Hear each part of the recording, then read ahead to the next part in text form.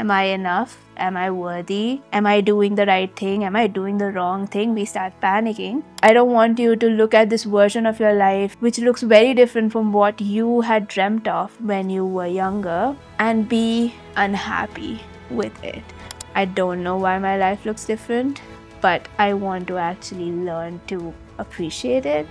This is for you. Welcome back to a Life Under Construction podcast. I'm your host, Rhoda Daniel, and I'm extremely glad that you are able to join me today on episode 6 of season 3 of this podcast. If this is your first time here, let me introduce this season to you.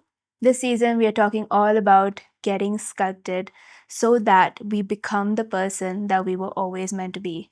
Because I believe that we are constantly getting sculpted through our experiences, through the people around us, but most importantly, through the choices that we're making. I believe that the chisel is in our hands, so let's get sculpted.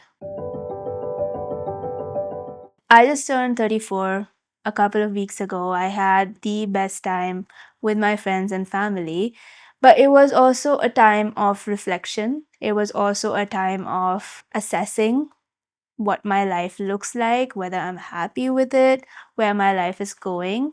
And one thing I realized when I was thinking about it was my life as a 34-year-old woman does not look like the average 34-year-old woman's life. Let me explain. I am single. I've never been married, don't have kids. I have been working in the same job since I was 22. That was my first job. I get to travel a lot. I work hard. I have a sense of purpose in my life. I know there's a calling to my life. I have this podcast. I do social media part time. I feel like I'm fitter now than I was in my 20s. I still live with my parents. So, not a typical 34-year-old's life. And that's fine to me. But I realized that it's very easy to look at my life and panic because it doesn't look the same as someone else's. In fact, I think people around me tend to look at my life and panic because my life looks different. It comes down to this very inherent human tendency of wanting to fit in, of wanting to belong.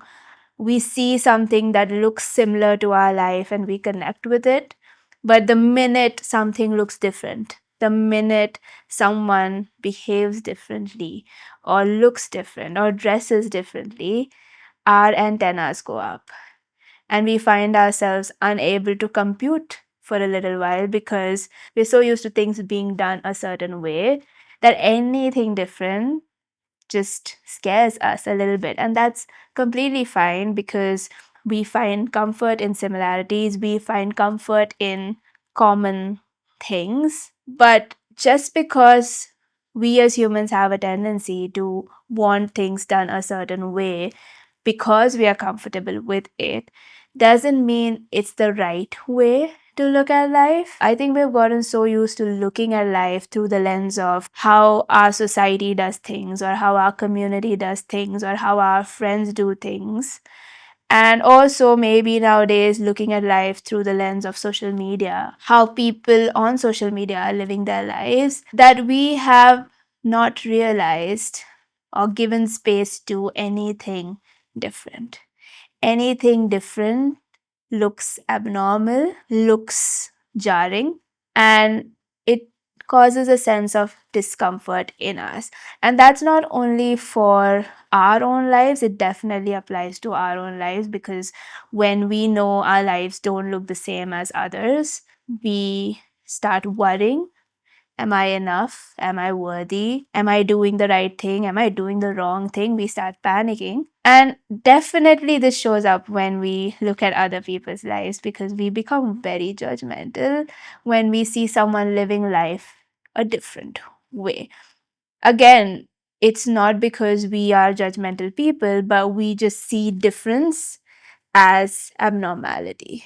But the fact is that none of our lives were meant to look similar to each other.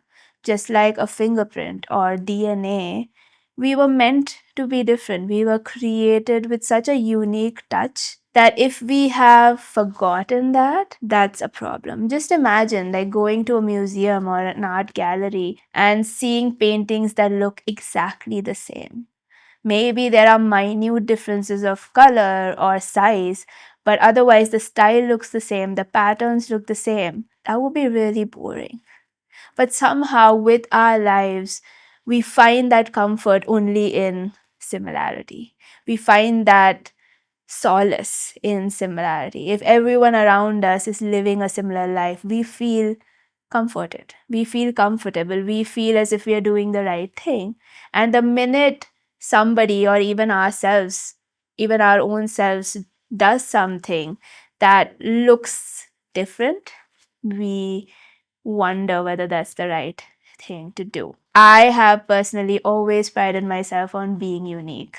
For some reason, right from when I was a child, and my parents will tell you that, I always said I'm unique. I never wanted to be like my mother. I never wanted to be like my father. I never wanted to be like my brother. I would say I'm unique. But even as someone who wants to be unique, who loves the fact that I'm different, even as someone like that, I found myself on days looking at my life and going, am I sure this is the life that I want? Am I sure that I'm on the right track? Am I going in the right direction? Am I doing something wrong? I have found myself thinking about these things just because I see others around me and I see how different my life looks. And I wonder, am I right? Am I normal? Am I doing something wrong? But I really have to train myself to speak certain truths into my life, remind myself of the fact that I was created different. I was created unique. I was created by a God who didn't make any two people the same.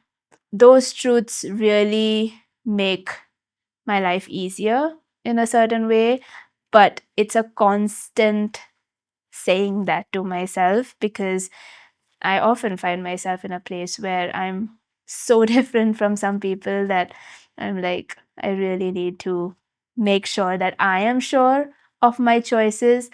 And I thought I would share that with you because I find a lot of people nowadays quite miserable with life because their life looks different. All they want is their life to look the same as someone else, but that's never going to happen. And the sooner we accept that, the better it will be for us. I see people who have this image of their life in their minds.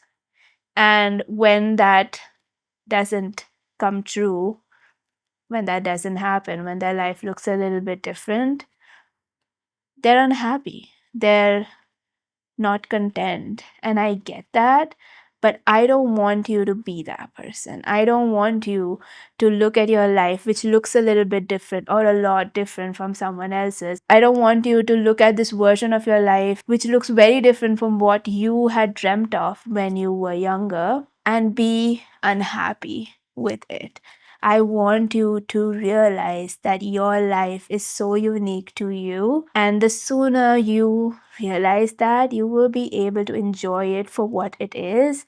Because when you learn to enjoy the life that you have, you will thrive, you will blossom, you will just enjoy life. And I want you to enjoy life. I have talked to so many people who are not happy just because of this.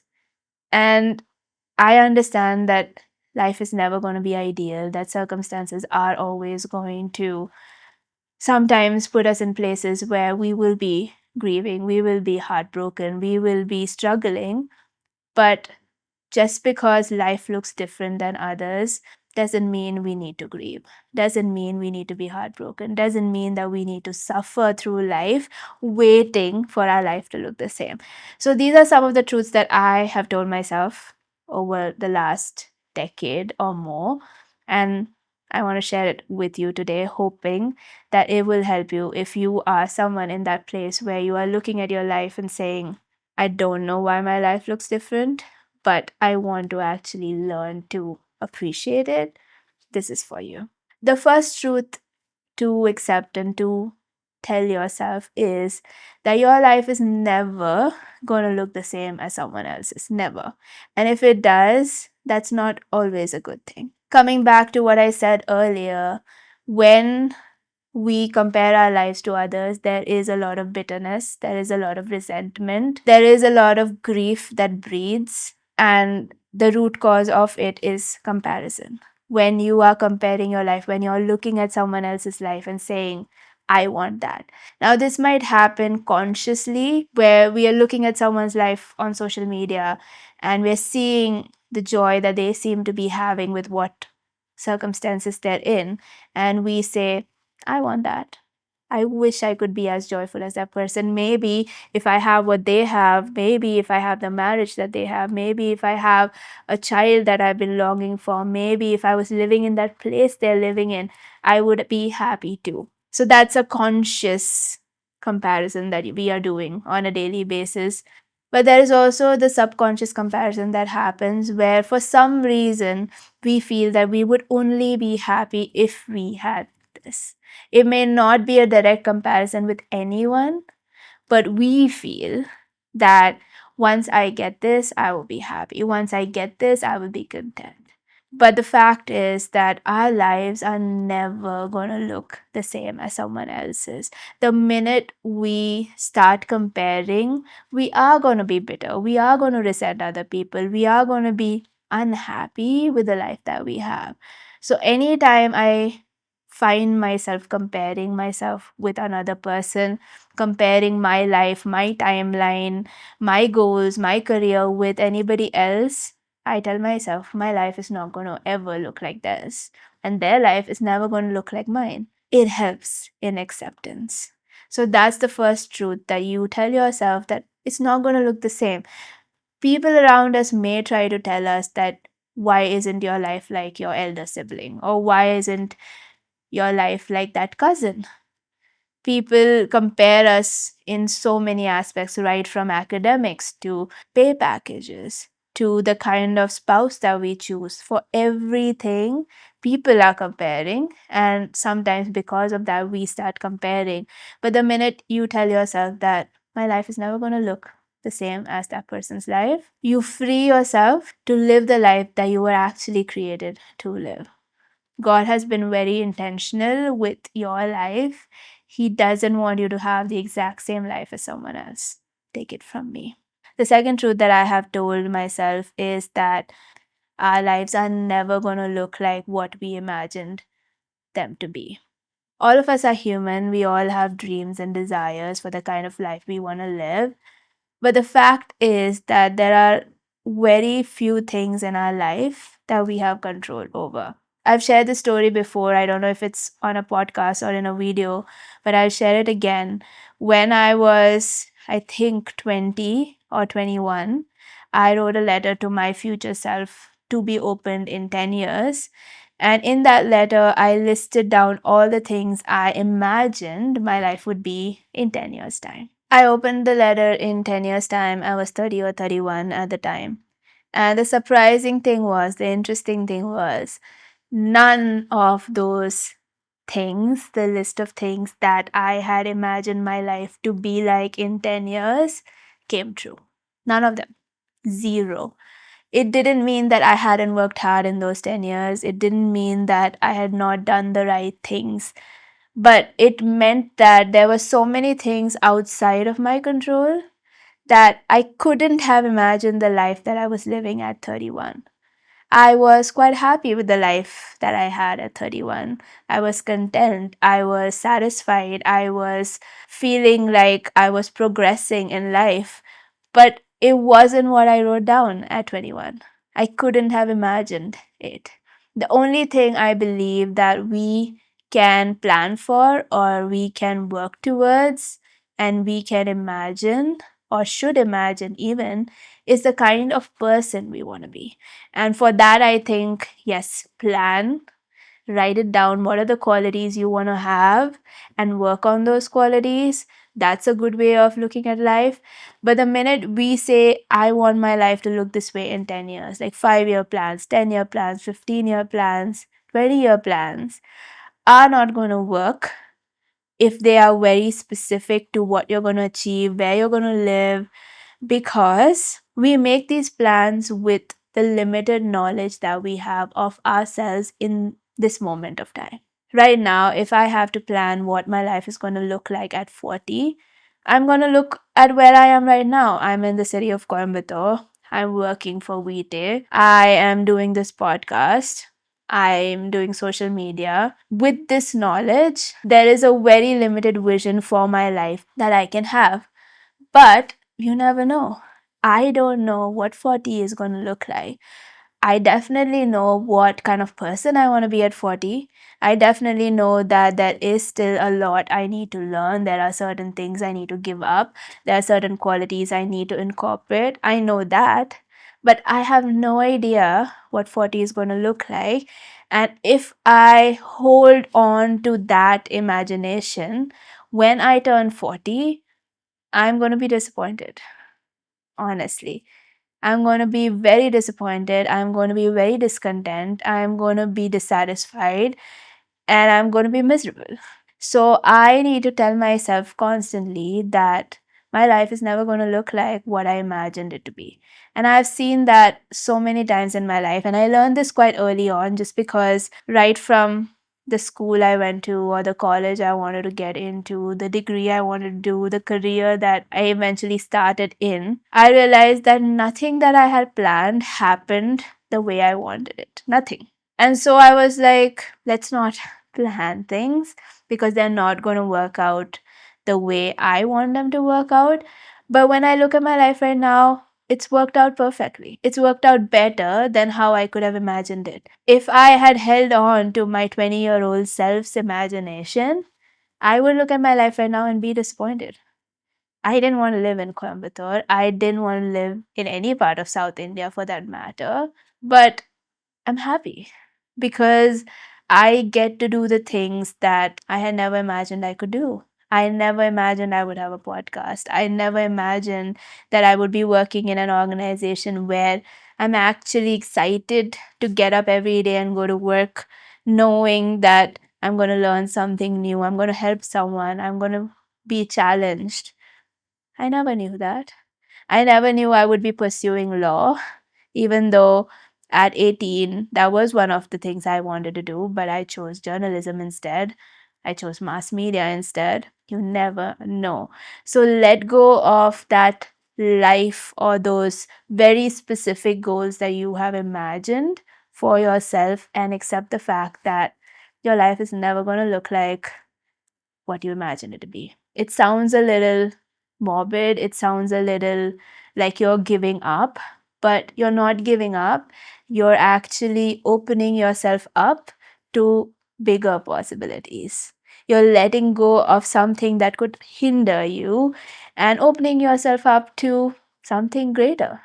That's what I think anyway. The third thing that I tell myself and what I tell you is you've got to trust the process. We want outcomes, we want the destination. We don't like the messy process. But I always think of it like this. If there's a painter painting and they're in the process of painting and may take days, we as humans have the tendency to keep interrupting and going and see the painter and seeing the painting and seeing, oh, how does it look? How does it feel? Is it looking nice? What is it going to turn out to be? But if you've ever seen a painting in process, you will know that it looks horrible. It doesn't look great. And sometimes when you look at a painting, you're like, oh, is this what it is going to be? Is this how it's going to turn out? And that's how our life is. We keep interrupting ourselves, looking at the painting while it's in the process and looking at it and going, this doesn't look right. This doesn't look good. I don't think it's going to turn out the right way. And we don't realize that it's going to turn out fine. We just need to wait till the end. The painting is going to look good at the end. It doesn't look good in the middle. It looks bad. It looks chaotic. It looks nothing like the end product. So we need to just trust the process. We need to trust that right now our life might not look great. It's messy. There's so many things we still need to learn. There's still things we need to walk through, and that's okay. We will get to where we want to get to. And we need to have the patience to trust the process, because we are printout people, not painting people. We want the outcome so badly that we will sometimes not even wait for the painting to get done. We'll say, okay, just let's take a printout. How different could it be? We'll get the end product, we'll get it faster, and so we take the printout.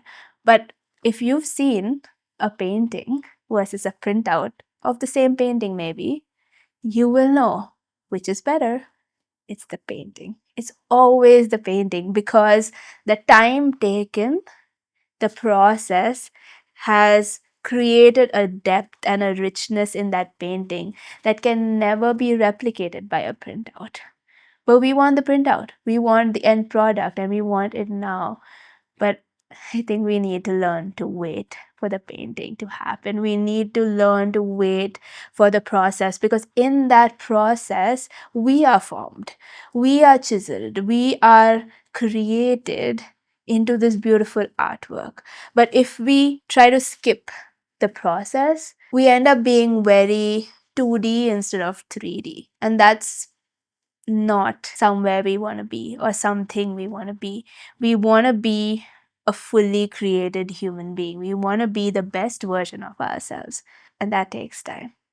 That takes time. And we've got to trust the process. If you find yourself in the weeds, if you find yourself in the messy middle, just keep going.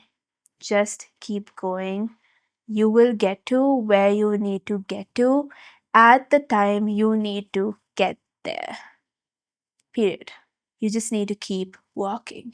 Another truth that I tell myself, another statement that I remind myself of, is that you can get to some things only by taking the longer route. It's just the way of life.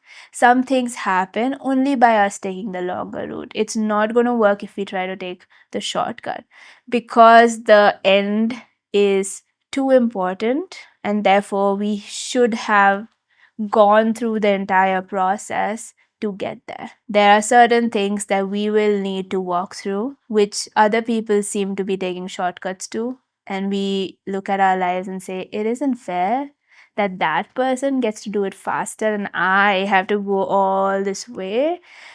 But I've often found that the people who've had to go all that way for that particular thing are able to appreciate that thing more. And also, I think there are greater things that happen when you've waited longer or you've taken the longer route. I've just seen it happen so many times, and I always have to remind myself that if it's taking longer, it's going to be more worth it. If it's the longer route, the destination is going to be more beautiful.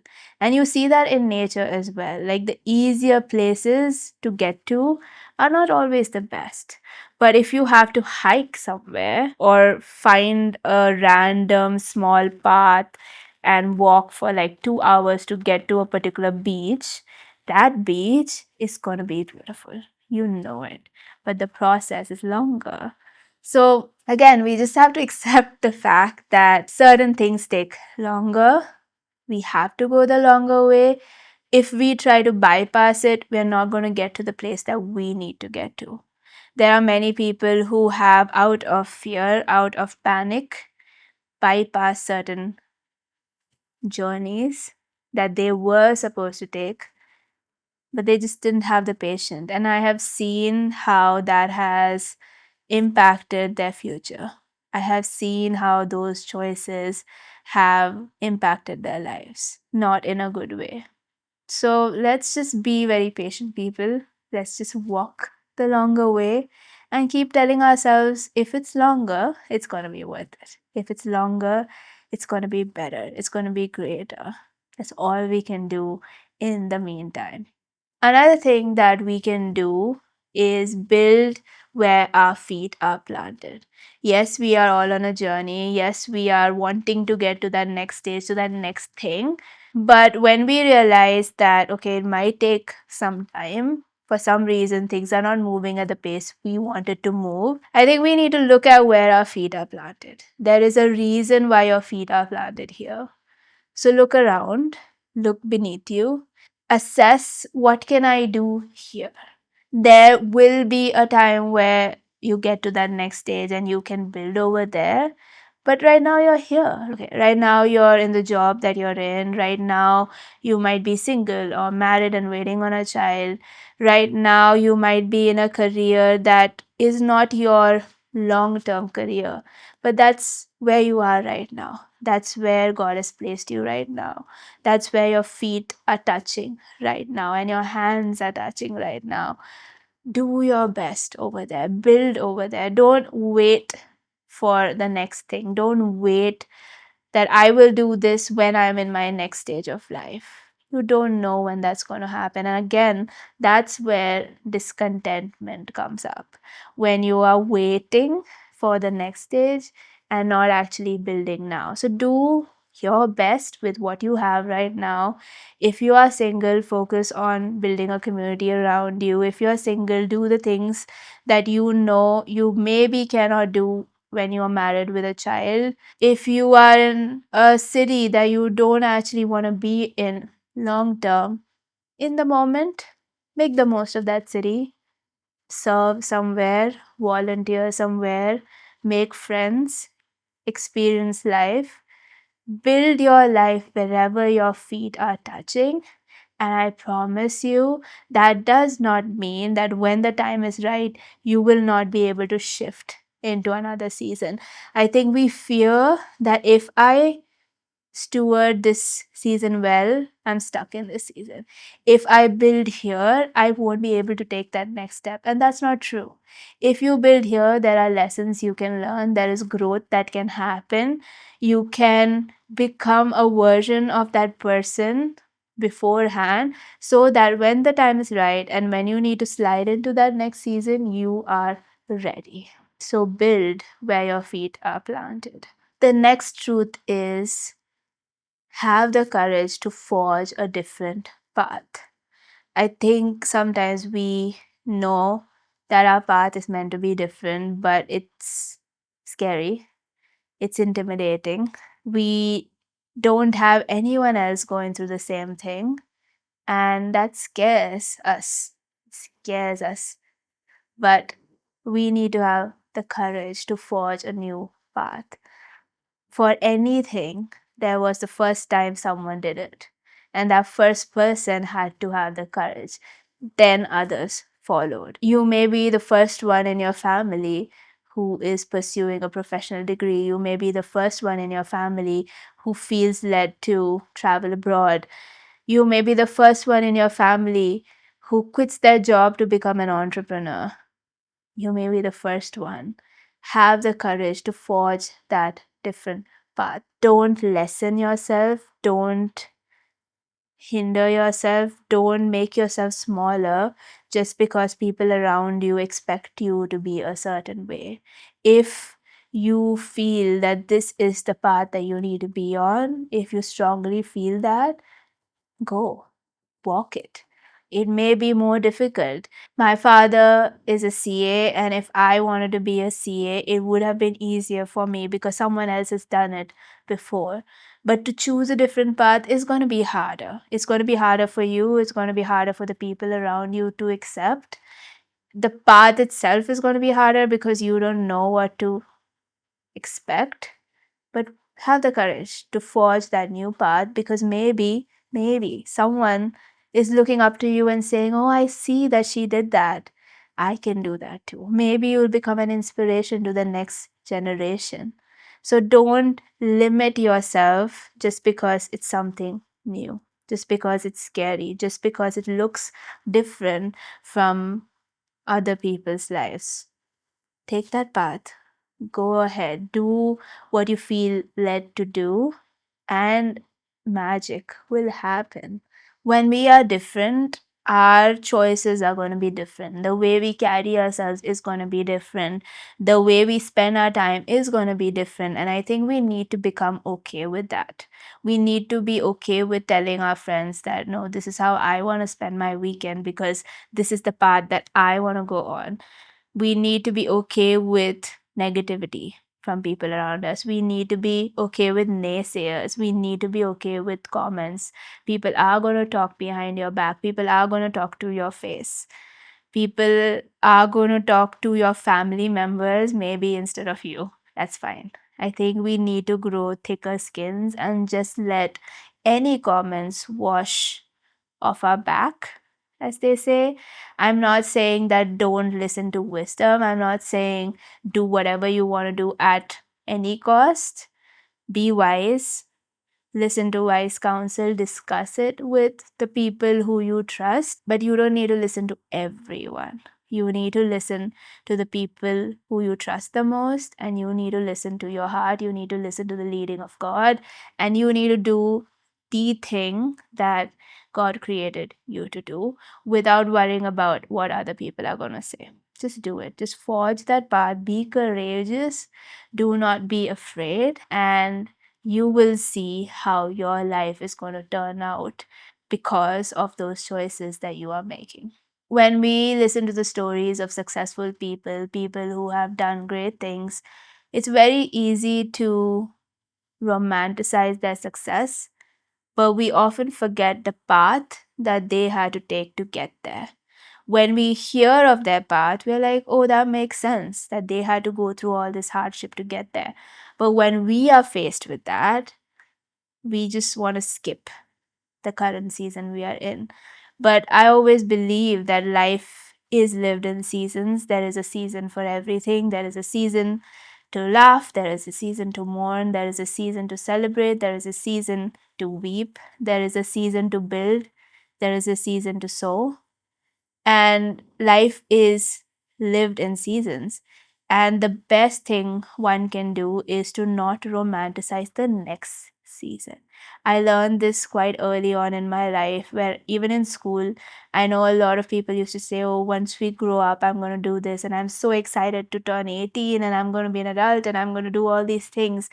And I never understood that because I was like, I don't think I want to be an adult. Like, I don't want that life. Yes, there is a lot of freedom that comes with that life, but there's also a lot of responsibility that comes with that life. And then when I was in college, everybody was so excited to get into the workplace to earn their own money. And even then, I remember thinking, I just want to stay here in this lovely cocoon of college with my friends around me because I didn't romanticize the next stage. And I think I'm still the same. I don't romanticize the next stage. I am very practical in that angle because I know that there are pros and cons to every stage in life. So, yes, one day I will get married, but I also know that marriage is not a bed of roses. I know that the way people see, oh, when I'm married, my life is going to be perfect. When I'm married, I can do this. When I'm married, I can do that. I don't see it as that. Like, I know there are certain things I can do only when I'm married, but I'm like, right now, I'm not. And so, what can I do here? What can I do right now? How can I utilize my time right now so that when I become married, I don't regret how I spent my single season? And I think that applies to every season of our lives. Let's not romanticize the next season. Let's live the current one. I truly believe that each of our lives are so unique. We are meant to be such unique pieces of art. Our lives are meant to be such unique pieces of art. And I don't want people to lose their uniqueness. I don't want people to hate their uniqueness. I don't want people to be miserable in their uniqueness.